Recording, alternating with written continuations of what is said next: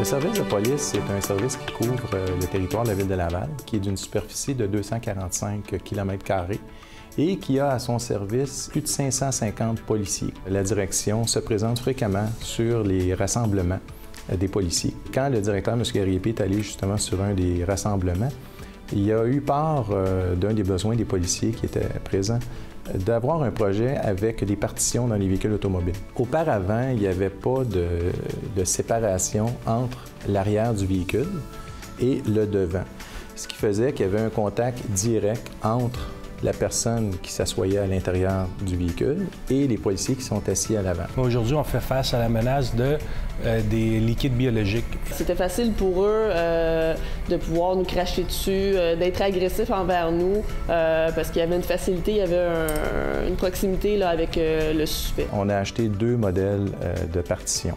Et c'est les patrouilleurs qui ont participé au projet, qui ont essayé les 2 véhicules en question. À partir des commentaires qu'ils nous ont émis, on a fait des nouveaux ajustements. On a retenu la partition qui est la Patriot, celle qui est à l'intérieur présentement du véhicule. La partition, c'est le mur en plexiglas en haut, en bas, c'est métallique pour empêcher les couteaux ou les coups de pied d'endommager et de blesser les policiers. Quand le policier voulait attacher avec la ceinture de sécurité le suspect à l'arrière du véhicule, bien, il devait exposer son corps en avant du suspect. À ce moment-là, on avait vraiment là, un risque pour nous, soit de se faire étrangler, soit de se faire frapper. On a mis les ceintures de sécurité beaucoup plus longues. Il n'y a presque pas d'exposition en avant du suspect. Sur les vitres de chaque côté, on a mis également des grillages. Ça peut arriver qu'un suspect qui est arrêté à l'intérieur d'un véhicule prenne ses pieds, veuille défoncer la vitre. On a enlevé le côté plus vinyle, la poignée, où on peut baisser les vitres. On a complètement enlevé ça, on a mis un plastique où il n'y a pas accès, où il ne pourrait pas se coucher sur le côté et donner des coups dans la porte pour se blesser. Aujourd'hui, le monde peut cacher des armes n'importe où.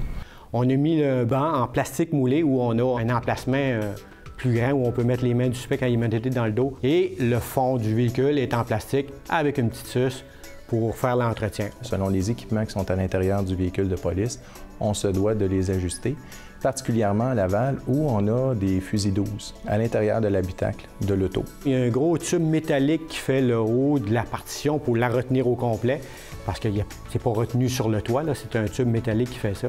Ce tube métallique-là renforce beaucoup le toit.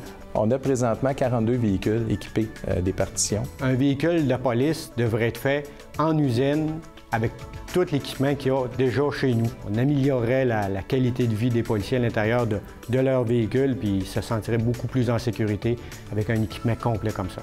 Pour nous, c'est un grand succès. C'est un travail de tout le monde à l'intérieur, autant de la direction que du syndicat et beaucoup des policiers sur la route. C'est vraiment sécuritaire et ça répond aux besoins que les gens avaient. Sécurité!